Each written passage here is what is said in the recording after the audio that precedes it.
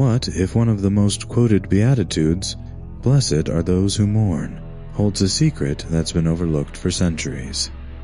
What if Yahshua wasn't speaking about just any sorrow, any tear shed in our pain-filled world?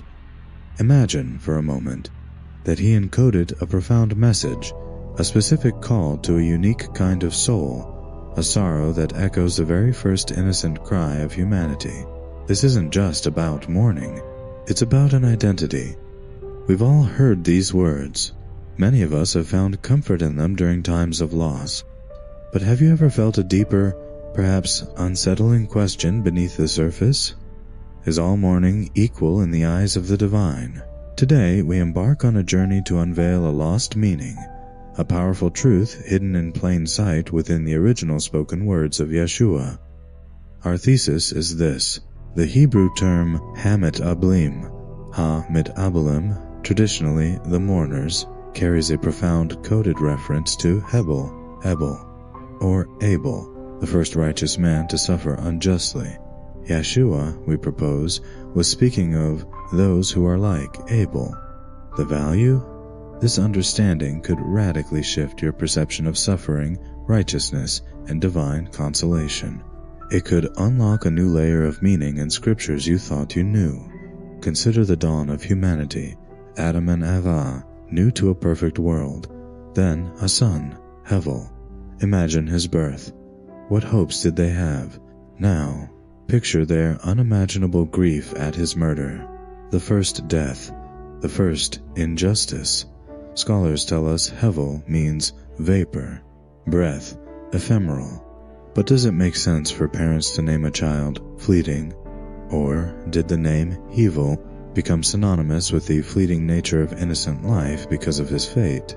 Did their cries of Hevel, Hevel become the primordial sound of mourning itself, shaping the very word for luto, Abel, ével? This is not just a linguistic puzzle, it's a spiritual detective story. Are you ready to investigate? To understand our claim, we first need to look at the conventional understanding. The word hametablim, ha-metabilim, is a plural participle from the Hebrew verb altabo, lehitabo, meaning to mourn. Its root is aleph bet lamed, Abel, consistently associated with grief, sorrow, and bereavement throughout the Tanakh. For example, in Ezekiel 24-17, the command is knock, la ta asha Abel matim, make no mourning for the dead, using the noun Abel, ével directly. This is the bedrock of most translations, the academic consensus. But here's where our investigation deepens. How was language used and understood in the first century when Yahshua spoke these words? And even earlier, in the time of Abel? You see, the meticulous rule-based Hebrew linguistics we study today, with its formalized triconsonantal roots, is the product of centuries of scholarship. When Abel lived, there was no written Hebrew as we know it, no dictionaries, no grammar books. Language was primarily oral, visceral, an immediate response to experience. Words were sounds, imbued with emotion and context. Could the sound of a name, cried out in ultimate pain, etched itself into the collective consciousness as the very definition of that pain? Yahshua himself spoke Aramaic, a close cousin to Hebrew. He wasn't delivering a lecture on etymology. He was speaking to the hearts and spirits of his listeners, using words that resonated on multiple levels. The ancient world, and particularly Hebrew thought, was rich with wordplay, puns, and layered meanings, what we might call midrashic interpretation. They listened with spiritual ears, not just academic ones. Think about this. If Yahshua said Hamet Abelim, and it sounded like Hamet Abelim, those like Abel, to an audience attuned to such echoes, wouldn't that secondary meaning be just as, if not more, potent, especially given who Abel was?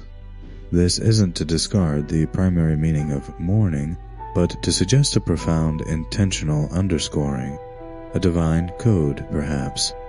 What if the official root Abel for mourning, and the name Hevel from root HBL, meaning vapor, are not as separate as modern lexicons suggest. While their first letters aleph, a, and he, h, are different, the core sound bl is strikingly similar. In a primal linguistic environment, could one have bled into the other, especially through the lens of such a foundational trauma as Abel's death? Let's dive into that phonetic echo. Hamit Abelim, Hamit Abelim, versus a conceptual plural of Abel, which might be rendered as Abelim or Hevelim. The prefix mit in hitbile verbs often indicates a reflexive action or a state one enters. Mit Abel is one who is causing himself to be in a state of ével, mourning. But what if through a midrash sonoro, a teaching through sound, it also hinted at one who is like Abel? The distinction between the initial aleph, a in Abel, ével, mourning, and the he, h in Hebrew, Hevel, Abel, is critical in classical Hebrew. Yet consider the fluidity of ancient spoken dialects. Moreover, the shared bel-vel sound is strong. When Yahshua spoke, he wasn't writing for grammarians centuries later. He was communicating living truth. Who was Abel, this Hevel? Genesis tells us he was a keeper of sheep. His offering was more excellent than Cain's, accepted by God. He is the first recorded righteous man, and, crucially, the first victim of unjust violence, murdered out of envy.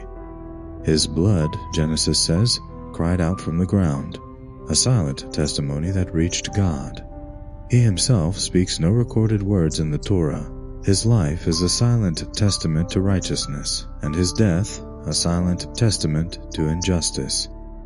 Does this profile, righteous, innocent, silently suffering, unjustly killed, sound like a general mourner? Or does it paint a picture of a very specific spiritual archetype? Modern linguistics sometimes explores how sound symbolism can shape language, where the very sound of a word seems to evoke its meaning. Could the story of Abel, so foundational, have imprinted his name, or variations of it, onto the concept of righteous suffering and the mourning that attends it? Imagine early believers, many of whom were themselves persecuted, hearing Yahshua's words. Wouldn't the echo of Abalam, those like Abel, resonate deeply with their own experience? This interpretation isn't just phonetic fancy. It finds powerful support in the broader context of Yahshua's teachings and the texts of scriptures. Consider Matthew 23:35. Here, Yahshua explicitly references Abel, so that upon you may come all the righteous blood shed on earth, from the blood of righteous Abel to the blood of Zechariah. He doesn't just say Abel, he affirms his righteousness. This establishes Abel as the starting point, the archetype, for all unjustly shed righteous blood. Now, let's apply this to the Beatitude. Blessed are Hamit Abelim. If this means those who are like Abel, then it aligns perfectly with Yahshua's concern for the righteous who suffer. Why would generic mourning be uniquely blessed with divine consolation? The world is awash in tears for countless reasons: loss, regret, even self-pity. The scriptures themselves speak of a sorrow of the world that produces death, 2 Corinthians 7:10, and even hell is described as a place of weeping and gnashing of teeth. Clearly, Yahshua isn't blessing all forms of crying. The blessing, then, must be for a specific kind of mourner. Those who are Abel-like mourn not just personal loss, but the loss of righteousness in the world. They mourn because of injustice, because of their uncheckable integrity in a world that often persecutes it. Theirs is a godly sorrow. Have you ever felt a grief that was less about your own pain and more about the brokenness of the world, or the injustice you witnessed or endured for doing right? That is the echo of Abel's cry. This interpretation also gives profound meaning to the promise, for they shall be comforted. It's not a shallow comfort, but the divine vindication. Just as Abel's blood cried out and was acknowledged by God, so too the suffering of the Abelim of this world is seen, heard, and will ultimately be addressed by divine justice. This isn't just about feeling better, it's about God setting things right. This understanding of Hamet Abelem as the Abel-like isn't just an ancient linguistic key, it's a deeply personal one. It invites us to look within. Have there been times in your life when you stood for what was right, like Abel, and faced rejection, misunderstanding, or even attack, like Cain's envy? Perhaps you offered your best sacrifice, your integrity, your truth, only to be met with hostility. That quiet suffering, that mourning for the absence of righteousness, that is the spirit of Abel. The Abelim are not necessarily famous martyrs. They are often the quiet, the gentle, the pure in heart who are trampled by the arrogant and the violent. They are those whose spirits are sensitive to the cries of injustice, not just for themselves, but for others. They carry a certain sorrow, not of despair, but of longing for a world set right. It's the mourning of the dove, not the roar of the lion. This connection makes Yahshua's words incredibly inclusive of those who often feel excluded or forgotten by the world. He sees them. He names their specific state. He's saying, I see your Abel-like heart, your Abel-like suffering, and you are blessed. Your consolation is coming. Think about the prophets of old. Many of them lived lives that mirrored Abel's. Jeremiah, weeping for his people. Isaiah, a man of unclean lips dwelling among a people of unclean lips, yet speaking God's truth. Their mourning was intrinsically linked to their righteousness and the unrighteousness around them. Can you identify Abel-like figures in your own life or in history or even in the news today? Those who embody quiet integrity in the face of overwhelming opposition. What can we learn from their resilience? Their stories, often unsung, are part of this grand narrative that begins with Abel and finds its ultimate expression in the Messiah. This isn't just an interpretation, it's an invitation to recognize a spiritual lineage. And this brings us to the ultimate revelation, the climax of this hidden pattern. If the Mit-Abelam are those like Abel, who is the ultimate Abel, who perfectly embodied righteous suffering, innocent sacrifice, and whose blood speaks a better word than Abel's? Hebrews 12:24. It is Yahshua HaMashiach himself. He is the Lamb of God, slain from the foundation of the world in the divine intention. His life was one of perfect righteousness, yet he was despised, rejected, and ultimately murdered by the envy and fear of the Cains of his day. He stood silent before his accusers, much like Abel has no recorded speech in his own defense. His sacrifice was the ultimate acceptable offering. When Yahshua says, "Blessed are Hamet Abelim," he is not just describing a category of people.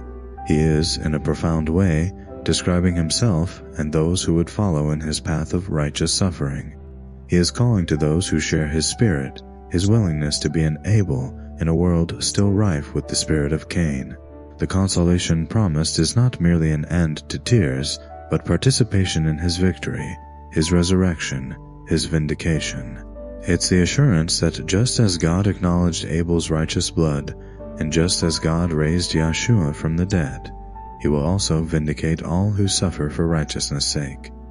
This, then, is the profound coded message. Blessed are those who walk the path of Abel, for they walk the path that leads to me, and through me, to the Father's ultimate comfort and glory. It's an invitation to find our story within his story. It's a call to embrace a blessedness that the world cannot understand, because it is born of a sorrow the world does not comprehend. So, we've journeyed through ancient sounds, hidden meanings, and the profound spiritual echoes of Scripture. We've seen that Hamet-Abelim, is far more than just those who mourn. It is a call to recognize those who are like Abel, the righteous, the pure in heart, those who suffer unjustly in a fallen world. Yahshua's beatitude understood this way transforms from a general comfort for sadness into a specific divine acknowledgement for those who walk a difficult yet holy path, the path of Abel, which is ultimately the path of the Messiah himself. Their mourning is not a sign of weakness, but a testament to their enduring righteousness. If this resonates with you, if you've ever felt the sting of injustice for your integrity, if your heart aches with an Abel-like sorrow for the state of things while you strive for purity, know this: you are seen, you are understood, your tears are not invisible to the heavens. That promise of comfort, of divine vindication, is for you. It is an unshakable truth. The journey into the depths of biblical truth is ongoing. There are so many secrets, so many layers waiting to be unveiled. If you hunger for this deeper understanding, to continue uncovering the hidden patterns and powerful revelations within these sacred texts, then we invite you to join our community. Embrace your able spirit, that quiet strength, that profound integrity. For in that state of being, like Abel, you find yourself truly blessed with a promise of comfort that transcends all earthly understanding. Click that subscribe button. Continue this journey of discovery with us as we, together, seek to understand the heart of God. Don't just watch, awaken.